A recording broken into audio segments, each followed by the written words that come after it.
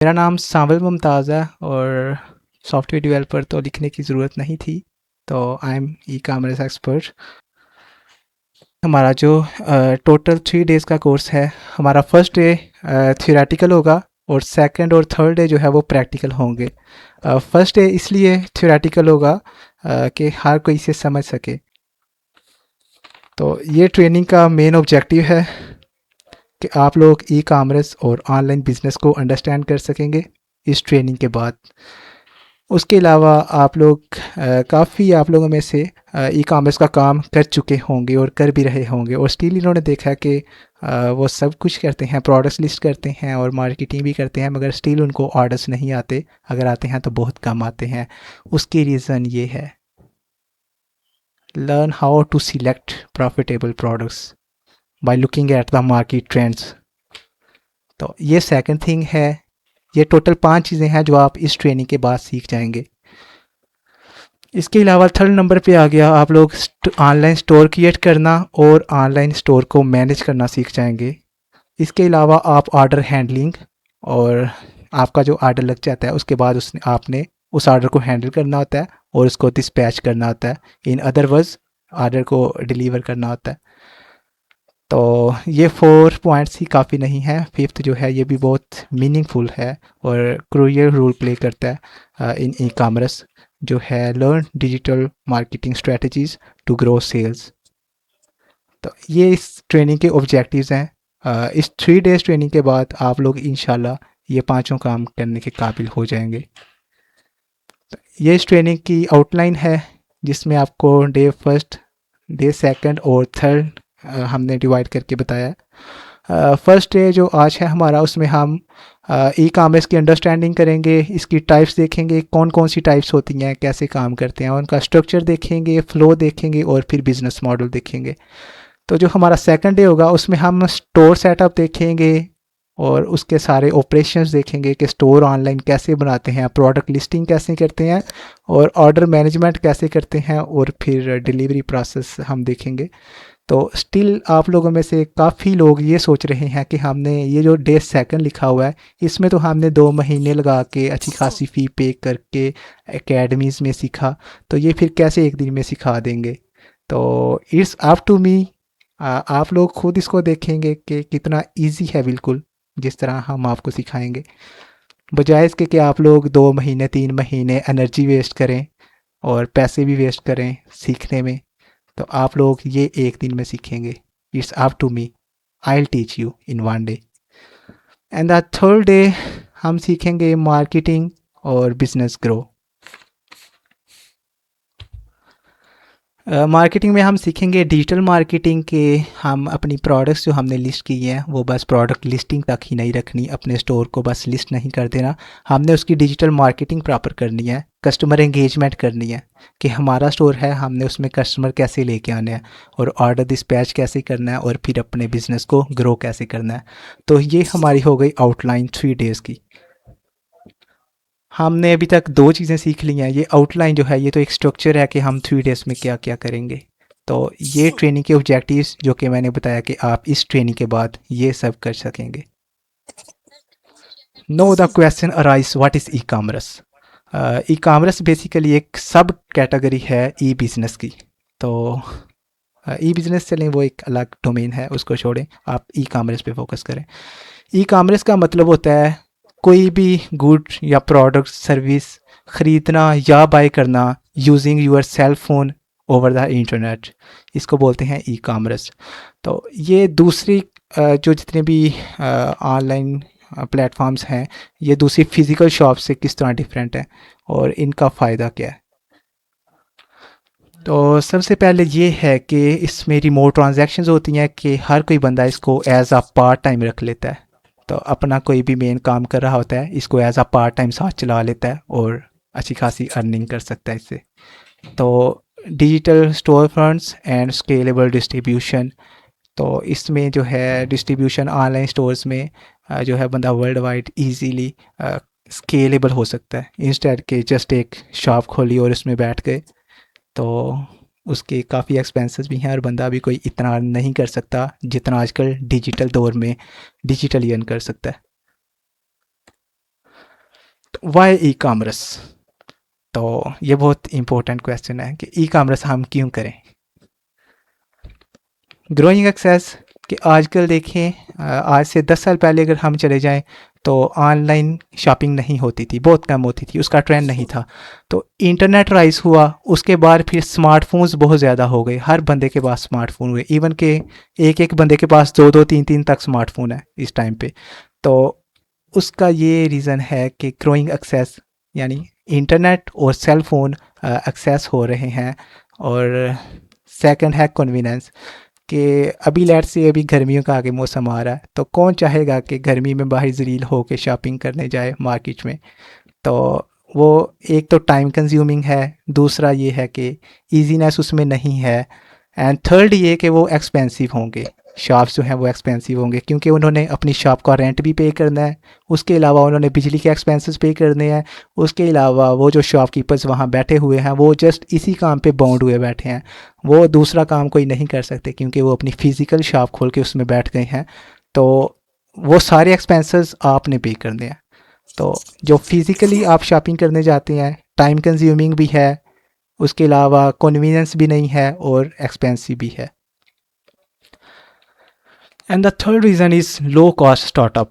E commerce जो कि digital commerce है, इसमें हमारे पास स्टार्टअप जो है वो लो कॉस्ट होता है कि हमने कोई रेंट नहीं देना, इवन के हमने कोई भी ई कामर्स का कोई शॉप खोलनी हो किसी किस्म की भी, तो उसके लिए हमें पहले प्रॉपर उसका सेटअप चाहिए होता है। तो सेटअप पैसों से आता है, उस पर अच्छी खासी इन्वेस्टमेंट होती है। ई कामर्स का काम एक ऐसा काम है कि अगर आपके पास पैसे नहीं भी हैं तो स्टिल आप लोग कर सकते हैं। काइंडली मुझे इन्फॉर्म कर दें कि मेरी आवाज़ आ रही है आप लोगों को? यस सर, आ रही ओके, है। जज़ाकल्लाह। And the fourth one is cross border reach.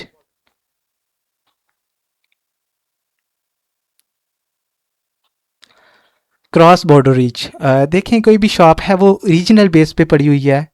Late से आपके सिटी की कोई शॉप है, तो उसमें ऐसा नहीं है कि 50 किलोमीटर दूर से क्लाइंट्स जस्ट आपकी शॉप पे आ रहे हैं। तो ई कामर्स एक ऐसा काम है जिसमें नेशनल लेवल पे, इवन के इंटरनेशनल लेवल पे क्लाइंट्स आ रहे होते हैं आपकी दुकान पे, आपके ऑनलाइन स्टोर पे। तो ये इसका एक और बेनिफिट होता है कि across cities, across countries, even के विदाउट फ्रिक्शन किसी किस्म का उनको उस तरह आप तक एक्सेस होने में पैसे नहीं लगते, इन्वेस्टमेंट नहीं होती, वो फ्री ऑफ कॉस्ट अपना मोबाइल उठाते हैं, इंटरनेट लगाते हैं और आपके स्टोर पे आ जाते हैं, और उनको जो चीज़ अच्छी लगती है वो वहाँ से बाय कर लेते हैं। तो इसमें हम कुछ इस तरह भी देख लेते हैं कि एक रीजनल बेस दुकान है, उसमें जो डिज़ाइंस हैं, फैशंस हैं, वो रीजनल बेस्ड होंगे क्योंकि वो अपने अपने सिटी के हिसाब से होता है, वो अपने पास वाले सिटी से दुकान पे सामान लेके आते हैं। ई कामर्स का कोई कपड़े, जूते, वटेवर, ये चीज़ें लेके आते हैं तो वो अपनी दुकान पे रखते हैं। तो जब हम देखते हैं क्रॉस बॉर्डर, तो ये इंटरनेशनल स्टैंडर्ड बन जाते हैं कि लोग इंटरनेशनल, यहाँ कंपटीशन भी बहुत अच्छे होते हैं, और इवन के इसमें जो फैशन डिज़ाइनिंग है वो भी एक बहुत अच्छी नेक्स्ट लेवल तक होती है। तो इसीलिए लोग इसको भी प्रेफर कर रहे हैं। तो हमारे पेरेंट्स इतने पढ़े लिखे नहीं थे, तब स्टडी का ट्रेंड भी नहीं था, तो इसलिए वो फिर फिज़िकल शॉप्स पे जाके मोस्टली शॉपिंग करते। और अभी जो है मोस्टली स्टूडेंट्स पढ़े लिखे हैं, बहुत ज़्यादा लोग पढ़े लिखे हैं अभी। तो यूनिवर्सिटी सारी बड़ी हुई हैं ऑलमोस्ट स्टूडेंट्स के साथ ही। तो जो पढ़ी लिखी वाम है वो फिर ई कामर्स की तरफ आएगी, ऑनलाइन डिजिटल प्लेटफॉर्म से बाय करेगी चीज़ें। इसके कुछ कॉमन प्लेटफॉर्म्स हैं ई कामर्स के, जिस तरह ईबे हो गया, शॉपिफाई, वो कामर्स, पाक मेला, दराज और अमेज़ोन। इनमें अगर हम देखें तो ईबे जो है इसमें ये भी मार्जिन लेता है, पैसे लेता है अच्छे खासे। ये भी प्रोडक्ट कोई सेल हुई है आपकी, लेट से ये आपकी घड़ी सेल हुई है $25 की, तो ईबे ने आपको जो है इसमें से आपने कमीशन जो है वो जो आपने थोड़ा बहुत लेना है। लेट से अगर आप ड्रॉप शिपिंग कर रहे हैं तो आपको जो बचता है उससे ईबे ने भी लेना है। और अगर हम बात करते हैं शॉपिफाई की, तो शॉपिफाई आपके स्टोर के मंथली चार्ज करता है। तो ये आपको स्टोर प्रोवाइड करता है और मंथली चार्ज करता है। वो कॉमर्स डोमेन और होस्टिंग आपकी आपको जो देता है उसके पैसे चार्ज करता है, और आपको इन रिटर्न स्टोर प्रोवाइड करता है। और ये भी एक टाइम पीरियड के बाद आपसे दोबारा चार्ज करता है। पाक मिला जो है ये पाकिस्तान का रिसेंटली एक न्यू प्लेटफॉर्म लॉन्च हुआ है। इसमें आपको स्टोर प्रोवाइड करते हैं और फ़िलहाल ये टोटली फ्री है, किसी किस्म की इसमें कोई इन्वेस्टमेंट, कोई कॉस्ट नहीं है स्टोर बनाने की या प्रोडक्ट सेलिंग की। कोई कॉस्ट नहीं है इसमें। अगर हम दराज की बात करें तो ये भी मार्जिन रखता है और अमेज़ॉन इंटरनेशनल लेवल पे इसमें सेल टैक्स और बहुत सारे टैक्सेस लगते हैं। और ये थोड़ा एक्सपेंसिव है, मगर इसमें जो है अर्निंग हो जाती है, मगर कंडीशन ये है कि अगर चल जाए हमारा प्लेटफॉर्म। तो अभी क्वेश्चन ये राइज होता है कि ये इनमें से कौन सा चूज़ करें। देखें आजकल कंपटीशन बहुत ज़्यादा है। आप में से काफ़ी स्टूडेंट्स ऐसे हैं जो इस दराज पे काम कर रहे हैं, तो उनको स्टील कोई ऑर्डर नहीं आता। क्यों ऑर्डर नहीं आता? क्योंकि कंपटीशन बहुत ज़्यादा है। कंपटीशन कैसे बहुत ज़्यादा है? वहाँ लाखों के हिसाब से सेलर्स पहले बैठे हुए हैं। तो जब लाखों के हिसाब से सेलर्स बैठे हुए हैं, तो उनमें से कौन से सेलर्स हैं जिनको ऑर्डर्स आ रहे हैं? जो सबसे पुराने हो गए हैं, वो है ना इस दराज पे, उनको ऑर्डर्स आ रहे हैं जो सबसे पुराने हो गए हैं। पुरानों का मतलब जो पहले आए थे। ये आपको मैंने दराज की सिंपल एग्जांपल दी। अगर हम अमेज़ोन को देख लें तो अमेज़ोन में भी बेतहाशा प्रोडक्ट्स लगी हुई हैं, बेतहाशा सेलर्स बैठे हुए हैं, इवन के इंटरनेशनल लेवल पे। तो जितने ज़्यादा सेलर्स हैं उतना कंपटीशन भी ज़्यादा है। तो अभी क्वेश्चन ये राइज होता है कि हम क्या करें ऐसा। तो सबसे पहले हमें बस एक चीज़ नहीं, दो चीज़ें देखनी है कि टाइम सेविंग भी हो, कि हमारा टाइम भी सेव करे। देखें अब लेट से हम दराज पे प्रोडक्ट अपलोड करते हैं, उसका हमने टाइटल लगाना है, ठीक है, वो भी हमने थोड़ा सोचना है कैसे टाइटल लगाएं। फिर हमने डिस्क्रिप्शन लगानी है, डिस्क्रिप्शन चलो कोई 10-12 लाइनों की होगी, वो हमने लगानी है। फिर हमने प्राइस सिलेक्ट करनी है, उसके अलावा फिर हमने उसकी प्रोडक्ट्स की पिक्स लेनी है। तो पिक्स जो है ये बहुत मैटर करती हैं क्लाइंट को अट्रैक्ट करने में। ये प्रोडक्ट्स लगी हुई हैं, ये आप देख रहे हैं कितनी सिंपल, ये जस्ट एक एग्जांपल थी। वैसे ही प्रोडक्ट्स लगी हुई हैं सूथिंग सिंपल सी।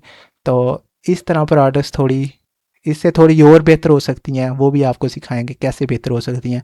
आजकल एआई का दौर है, लोग अपनी प्रोडक्ट्स की पिक लेके एआई को देते हैं और उसको बोलते हैं जिसको मेक इट मोर अट्रैक्टिव।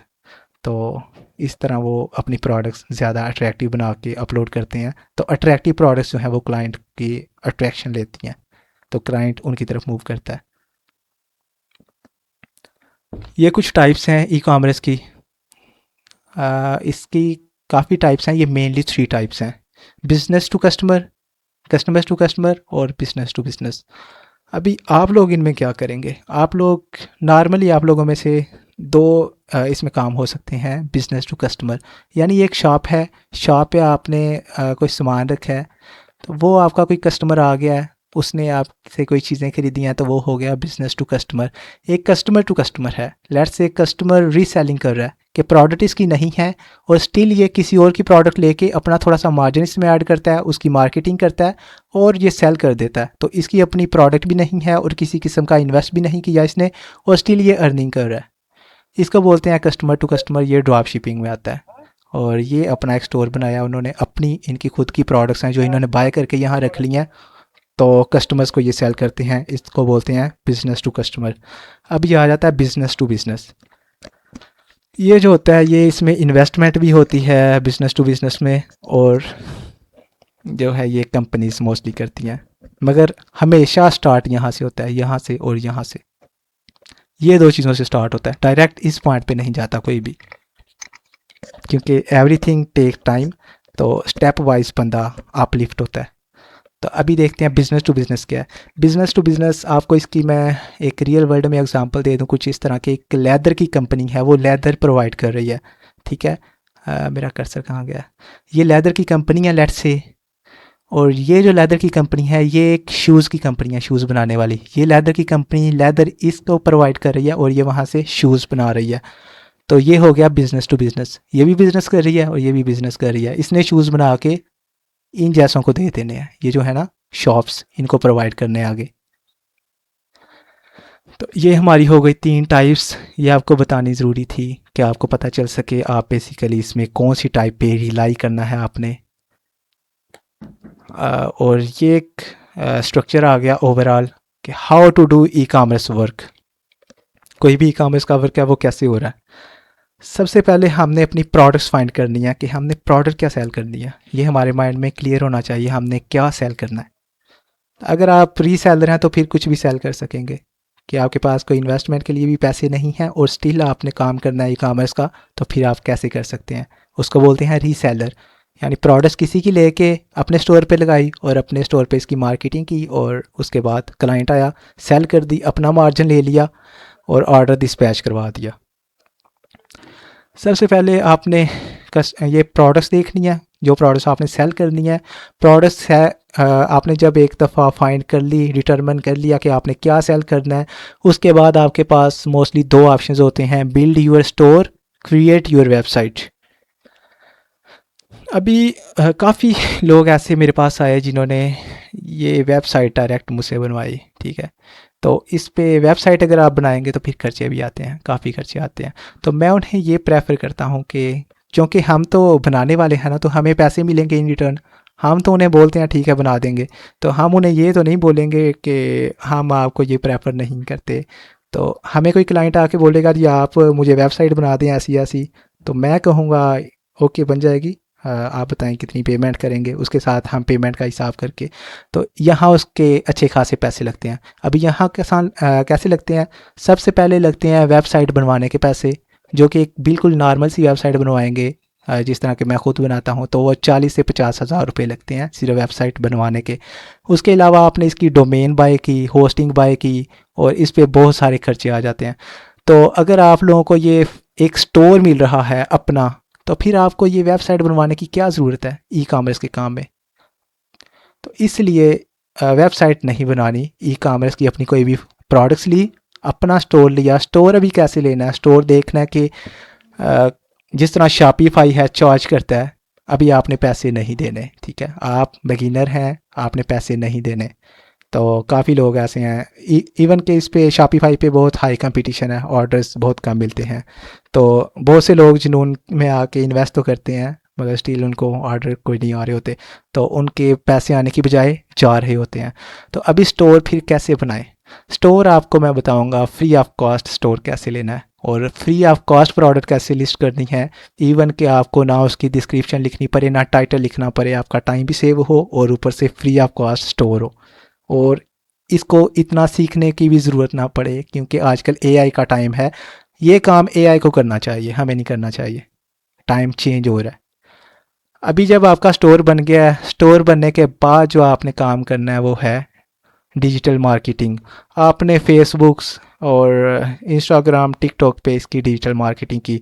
मैंने देखा है अक्सर कुछ लोग क्या करते हैं, ये उनके पास नहीं है स्टोर, और ये प्रोडक्ट्स डायरेक्टली जाके इस पॉइंट पे जाके वो इसकी मार्केटिंग कर रहे होते हैं, क्योंकि उनको इन चीज़ों का नॉलेज नहीं है। वो समझते हैं जी ये बहुत एक्सपेंसिव काम है स्टोर बाय करना, ये ख़रीदना पड़ता है और फ्री में अवेलेबल नहीं है, तो वो इस चीज़ को स्किप करते हैं। अभी इसका क्या लॉज है, यहाँ लेट्स से टिकटॉक है, ये जिस तरह ऊपर चल रहा है, टिकटॉक पे एक रील आई, क्लाइंट को पसंद आ गई, ठीक है। क्लाइंट ने भी इनसे ऑर्डर लेना है।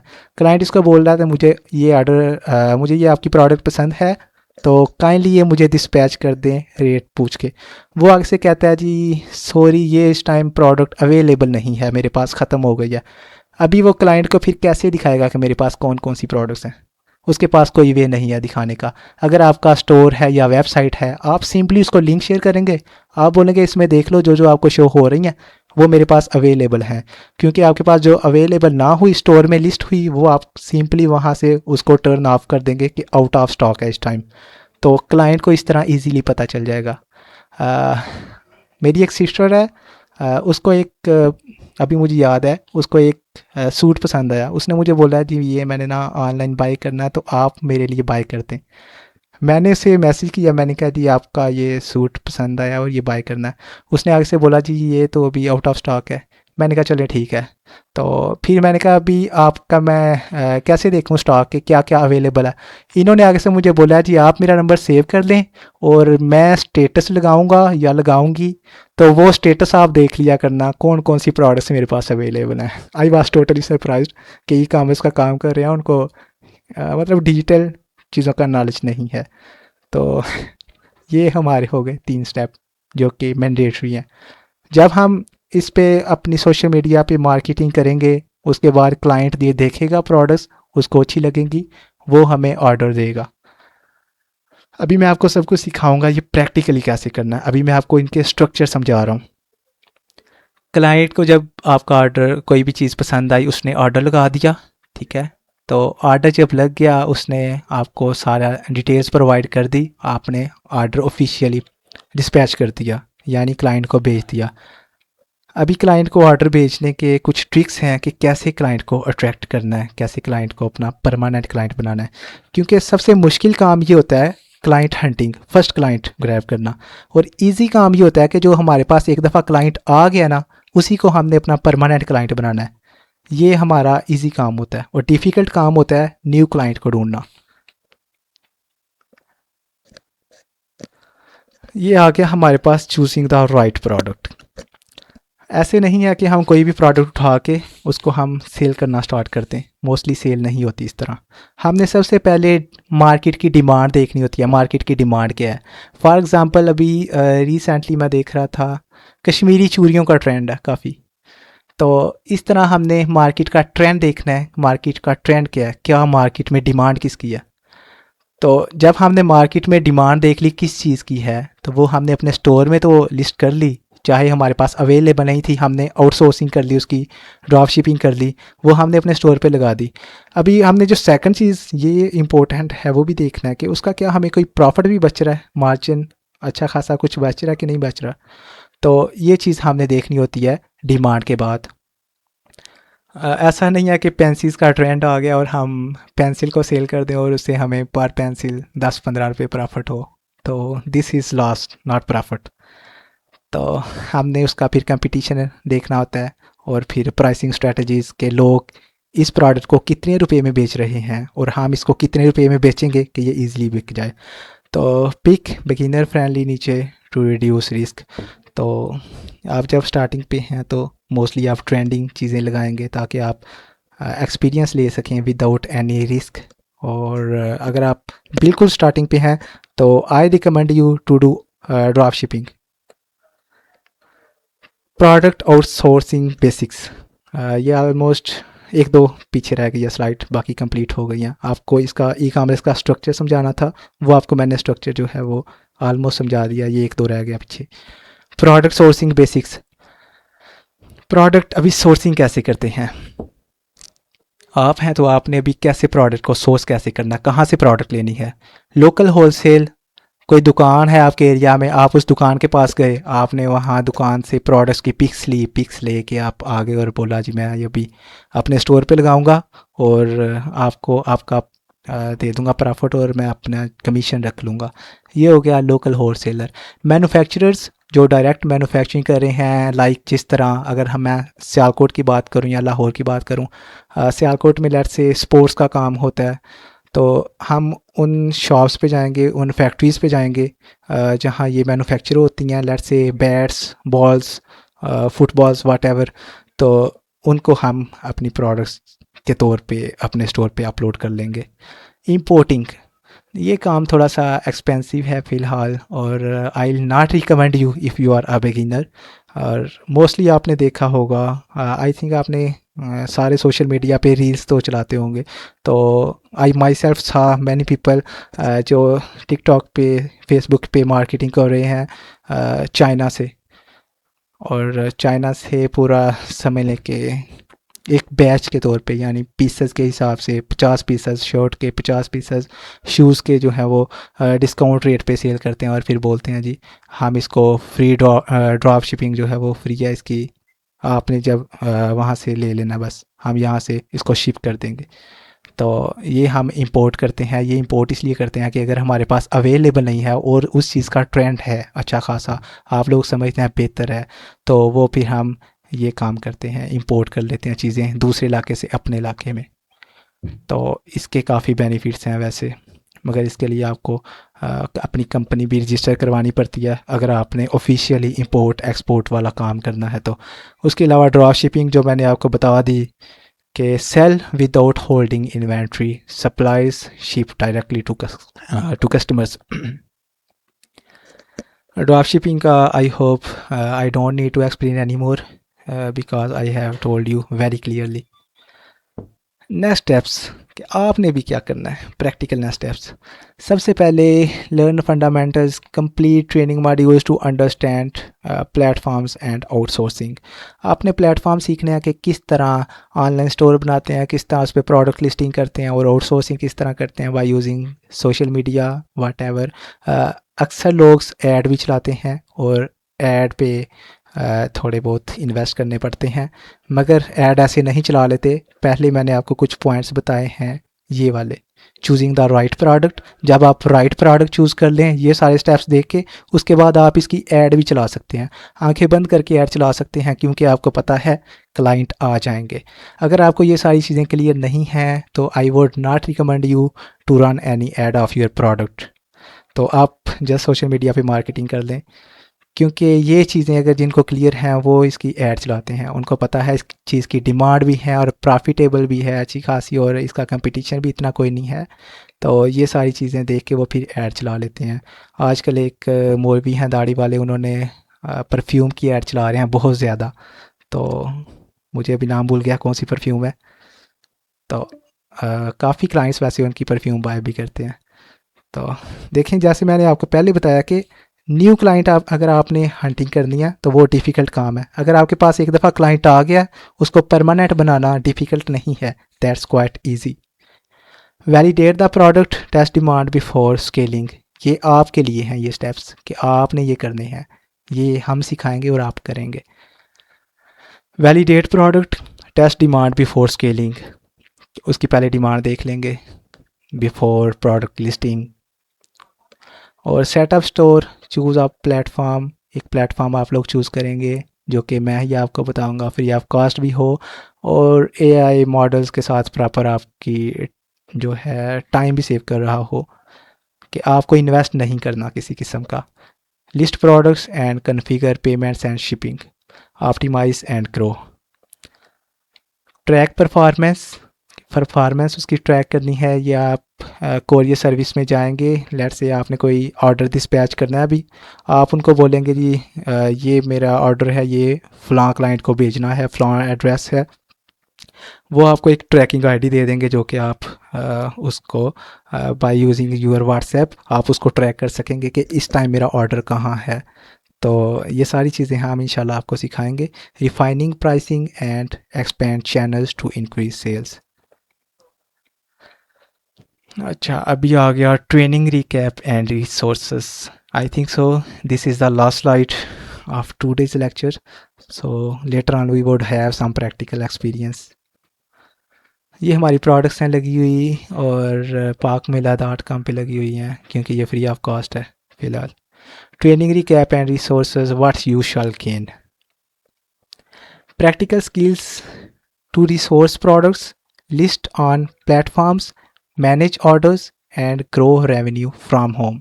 आप घर में बैठे हुए हैं या आप घर में कोई और काम कर रहे हैं, लेट्स से आप घर में नहीं, आप अपने ऑफिस में बैठे हुए हैं, इसको आप ई कॉमर्स को रख रहे हैं एज अ पार्ट टाइम, आप इससे भी अच्छे खासे पैसे कमा रहे हैं, और आप अपनी जॉब में भी बोरिंग लाइफ नहीं हो रही है आपकी।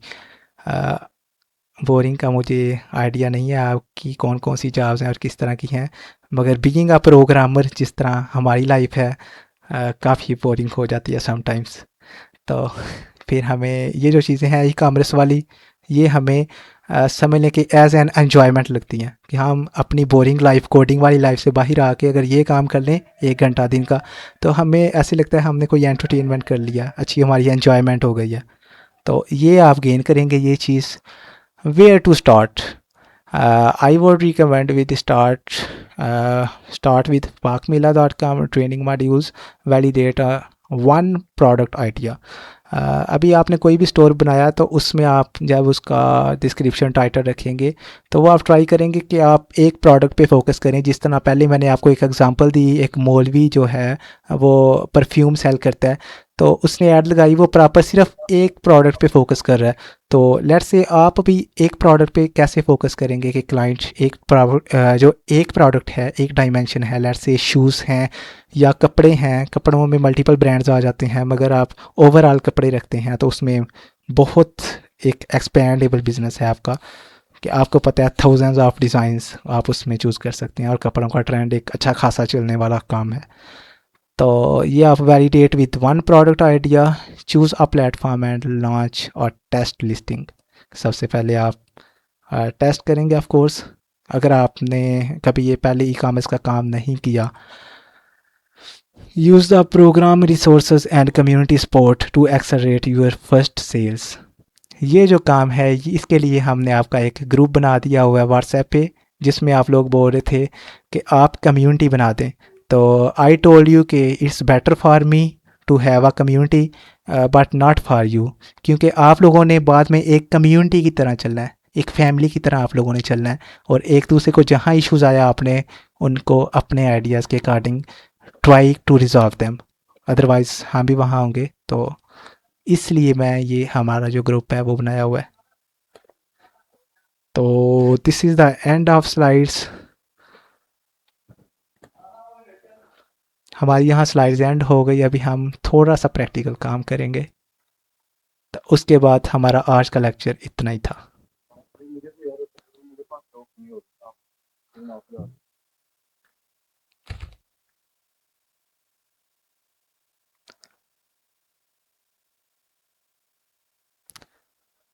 कोई बोल क्यों नहीं रहा? अच्छा, आज का लेक्चर कैसा लगा?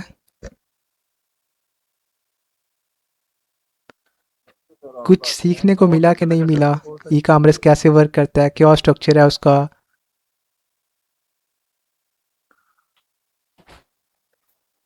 सर ये लेक्चर रिपोर्ट अच्छा लगा you can open your mics.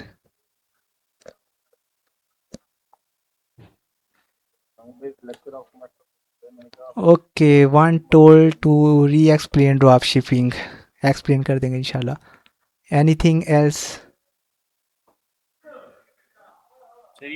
अभी एक जस्ट स्ट्रक्चर था, आपको भी हमने प्रैक्टिकल करवाना है नेक्स्ट 2 days।